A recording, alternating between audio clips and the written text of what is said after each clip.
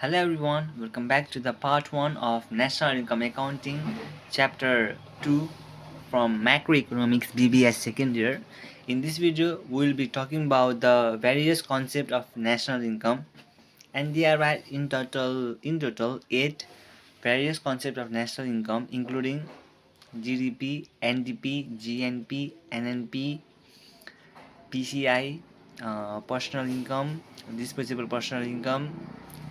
income, and there are others syndicate likewise nominal GDP, real GDP, GDP deflator, inflation rate. We'll be talking about all these concepts at all. So first of all, let's begin with the GDP. What do you mean by GDP? Gross domestic product. In name it says the domestic product. So obviously it is related to the territory of our country, domestic. So this is how you write this or understand these things. GDP is defined as the market value of all the final goods and services produced within the domestic territory of a country within a year during that current year is called GDP, where GDP has its own sort of formula in terms of numerical situation, and I know that formula cause but it will be really long to just say that, so I will just make it short that I will put that numerical video upon next question. In this video we will be just explaining about the things definition. So here the GDP, in simple word to understand, suppose that a country is producing goods and services in their own territory within their boundary line within the domestic area. So whatever they produce in the market, so that's called GDP in simple word. So here now let's move to the NDP. What do we mean by net domestic product? Net domestic product simply defined as the GDP minus depreciation, and usually depreciation is also known as consumption allowance, capital consumption allowance. And one more thing, and it means loss in the value of machinery and tools due to their overuse. When we use something for over a period of a time, then the value of that thing decreases, so that is called the depreciation. And here in net domestic product we do GDP minus depreciation. GDP means gross domestic product. While we were producing goods and services, suppose that there is a machinery which we have been using for 10 years consistently, and suppose that the life of that machinery is now has decreased for around let's say 5 years, then it's not actually perfect or it's not correct, because in terms of accounting we will be decreasing the value with two methods, while cutting down the value of that machinery by same amount every year, like was 2000, 2000, 2000, by cutting every year, so it will be 6000, right, in total. Otherwise there would be other method, likewise I don't know the name of the method, but I just know that there is other odd way where we will be decreasing the value of the machinery by 2000. In the second year it will go like up to 3000. In the third year it will be like 5000. So there will be different value in each year. So like we have both equal and unequal value. So this is how we depreciate the machinery, but in reality the machinery value has lost, which is but it's not perfect. Okay, you just gotta understand that. And now number 3 is gross national product, which is GNP, and it also has the same definition and explanation as the GDP, but there is only one difference, which is GDP. Just let me explain first of all.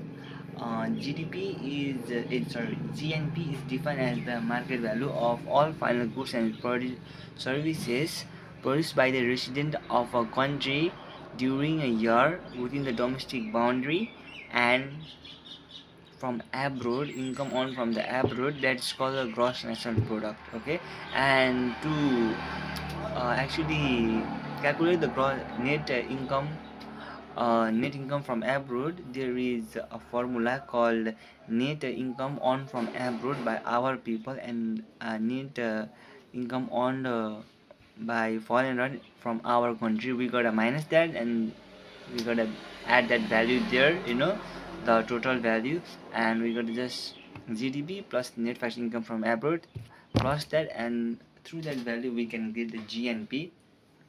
After GNP there is NDP, net domestic product. It is same as NDP but a bit different, where we will be doing like GNP minus depreciation. And as we know, depreciation is known for capital consumption allowance, so our number 5 will be national income. And national income is the total income earned by the resident citizen of our country, or of an individual or household. Someone has earned that, uh, some income, like national income is the total income earned by the resident uh, or citizen by producing the goods and services during a year. That's called, you know national income. And there is a formula for national income, which is national income is equal to NNP at MC. So to find out NNP at MC, we gotta do is NNP at MP minus net indirect tax. And to find out net indirect tax, there is indirect tax minus subsidies. I know, I think it's getting too long, the video. If I start about to explain all the numerical situations, so it will be too long, so we'll be getting end the video, guys. I will just explain a little bit thing about the numerical, okay, in this video as well, of each topic. So our number 6 topic is personal income. And personal income is the income, and like, personal income is the income, the total income earned by an individual or household, during a year, before paying the direct tax, okay, before paying their personal tax, before paying their household tax, okay. Likewise, taxes on their house, taxes on business, taxes on earning money. All right, suppose someone has bought a bike, so including that bike, if he hadn't paid the tax, then that would be his personal income. So to find a personal income, here we got national income minus undistributed profit, corporate income tax minus social security contribution plus transfer payment. This is the formula. And here, to find out the undistributed profit, we have got a small formula, which is profit minus dividend minus corporate income tax. Alright, and even for the transfer payment, we have got a formula, which is, income from government, income from business, and income from all over the world. We just gotta plus all these things if it's given in the question, and through that we can get the transfer payment. It's also one of the numerical. It's also one of the, a bit of a formula for to take out the personal income. Just in case I'm saying, for my better understanding. And the number 7 is disposable personal income. And the personal income here, most of the people get confused and bemused when it comes to the disposable personal income and the income. What's that? So disposable income is the income, earned by the resident of our country after paying the tax, after paying that personal tax or direct tax, you could say. Personal tax and direct tax both are same, okay. Personal tax means your tax, direct tax means your tax that which you will pay to the government. And its formula is disposable, DI means disposable income equals to personal income minus, sorry, national income minus personal tax or direct tax, okay. The formula, what is it? National income minus personal income, or national income minus personal tax or direct tax. That's the formula to take out disposable income. And what about the disposable personal income? So the disposable personal income, we just generated after the national income minus, suppose that national income is 100 and the direct tax is 50, so the 50 will be the disposable personal income. And your disposable personal income is the total income of individual or household for consumption or for saving, that is called the disposable personal income. They could do anything with that personal income. And here is one more factor I would like to talk about. In the numerical question pattern, it's given in a different way, where they would say you to take out the personal saving. And to take out the personal saving, there is a formula, DPI minus disposable personal income minus total consumption, okay, personal income. Here in this formula, disposable personal income is truth formula is disposable personal income equals to consumption plus saving. However, in the question they would be confusing, they would be such a different pattern to confuse as a student. So we gotta understand that pattern, which is they would say that take out the personal saving. So if we are gonna take out the personal saving, the only thing remaining in the formula is disposable personal income and the consumption. So if we do minus that, then we will get the saving, personal saving. So our last one is per capita income, and per capita income is the average income of an normal people, of an individual in a country during a year. That's the personal income. And to take out personal income, the formula is to calculate national income divided by the total population of a country, and that's it. You will get your per capita income. And now here, let's talk about the nominal GDP. What do you mean the nominal GDP? So nominal GDP is the GDP defined as the current market price, and it includes all type of changes that happens over period of a time in a country, you know including like inflation and other things. So its formula would be, and to take out the nominal GDP, there is a formula called nominal GDP equals to real GDP into GDP deflator. We gotta multiply that. And to take out the other thing, now let's talk about the real GDP. Is the GDP real GDP is real GDP is defined as the GDP. Real GDP is defined as the GDP measured current market price of the base year. Like real nominal GDP measures the current price of current market price. Nominal GDP define the or it measures the current market price, where real GDP measure the current market price of the base year, okay, of the base year of the previous year. It measures that. But normal GDP, what do they measure? The current market price. So that's the simple formula.